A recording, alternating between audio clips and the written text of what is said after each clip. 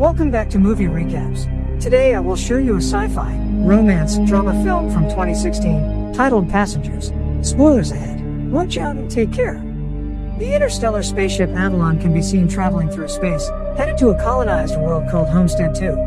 All of its quarters are empty, the vessel is on autopilot. The 258 crew members as well as the 5,000 passengers are in hibernation. Suddenly, the ship passes through an asteroid belt that's weakening its shields.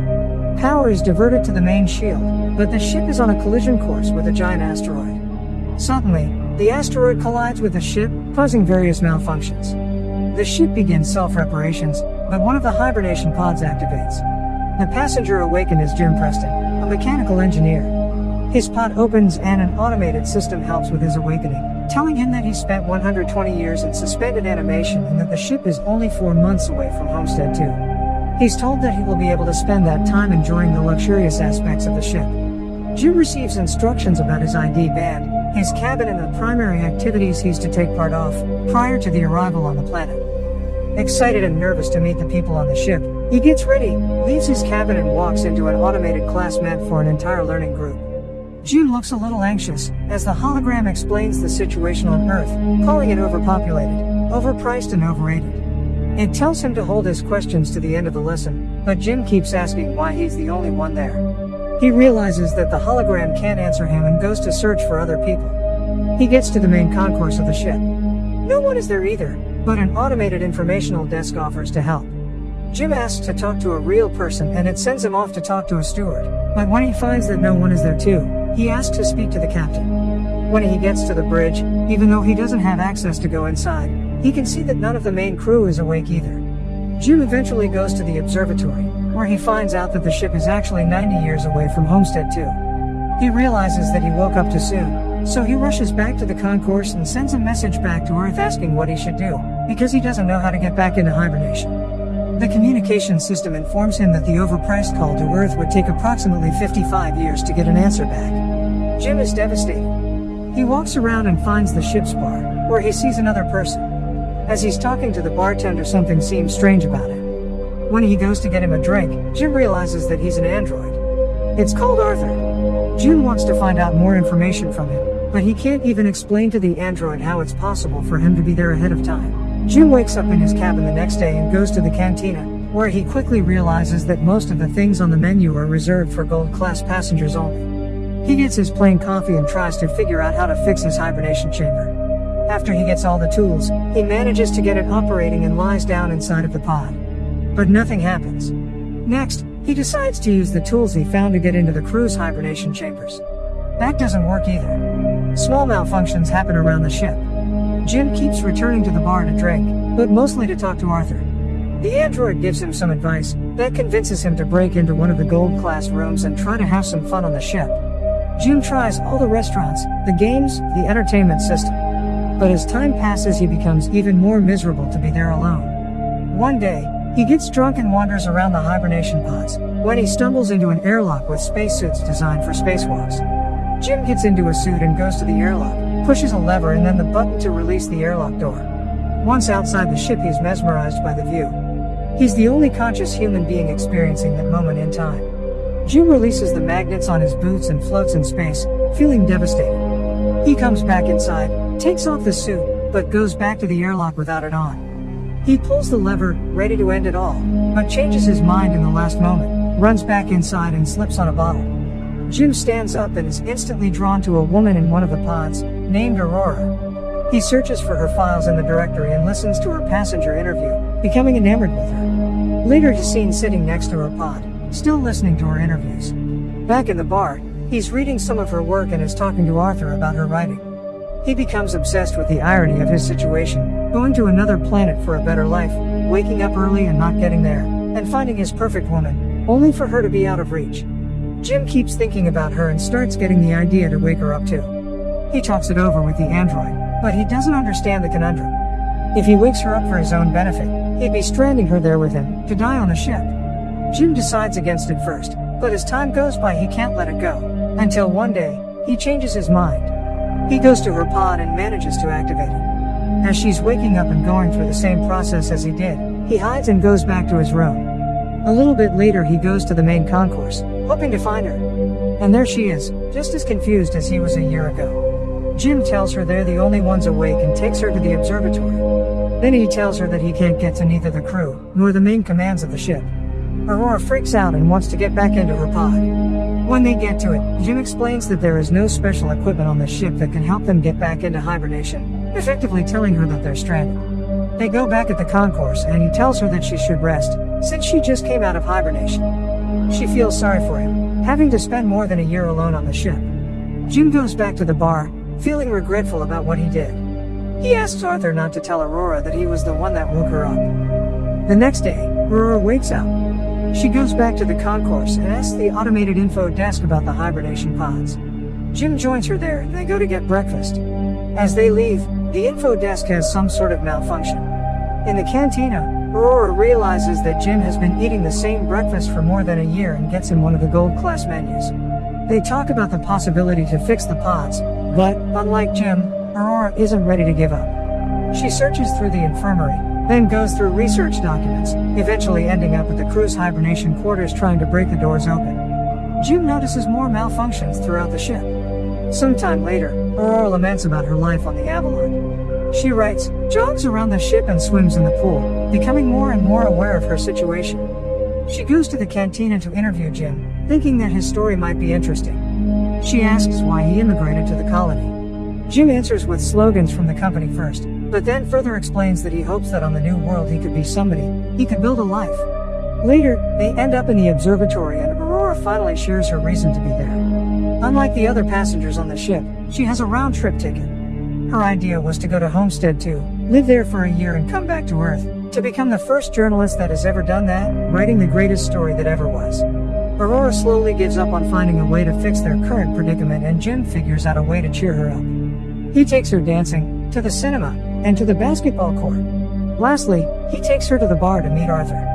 She relaxes for a bit, until she remembers their situation. Jim is left alone with the android, feeling awful about what he's done to her.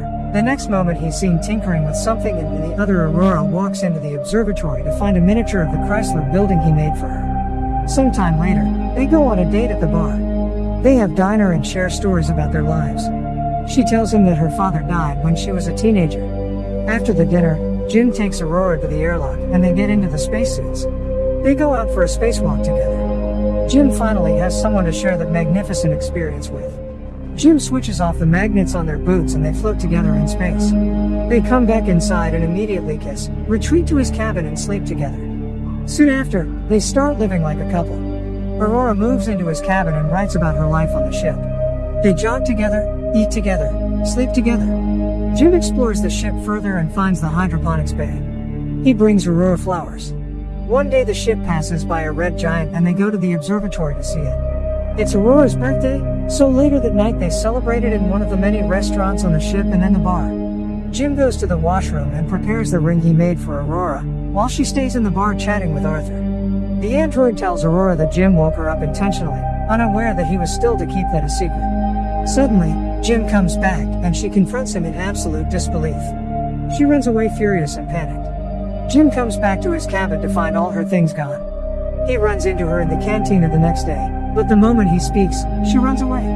Aurora is desperate. One night she goes over to Jim's cabin, punching and kicking him, wanting to kill him. Talking to her over the comm because she keeps avoiding him, Jim tries to apologize and explain his actions to her. He tells her he fell in love with her, but Aurora doesn't care.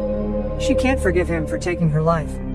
One night, as Jim is in his cabin, another malfunction happens. The ship faces a critical error and the main command shuts down. Later, he walks into the elevator and it malfunctions. Aurora walks into the main concourse and sees that Jim has planted a tree there.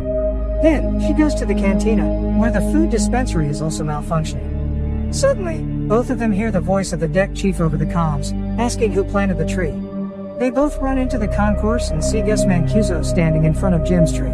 They introduce themselves and tell the chief about the situation. He doesn't understand how 3 pods could fail. Mancuso takes them to the bridge and he discovers that there is something wrong with the ship, but the information on the systems has to be checked manually. When they leave the bridge, a robot almost falls on their heads and the two of them tell Mancuso that malfunctions have been happening all over the ship more frequently.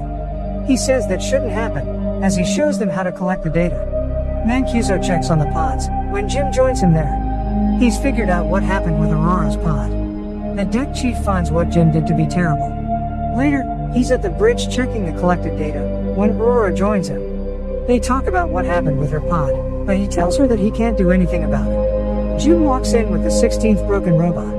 Mancuso feels the hibernation sickness, so he goes to rest, but as he walks out, he coughs out blood. That night, Aurora can't sleep, so she goes for a swim. Suddenly there's gravity loss throughout the ship and she starts drowning as the water from the pool moves with her. The gravity drive resets and she barely makes it out alive. They both run into each other going to find Mancuso. The three of them are back at the bridge, slowly discovering what has been going on with the ship. Mancuso figures out that something happened 2 years ago, taking out a major system.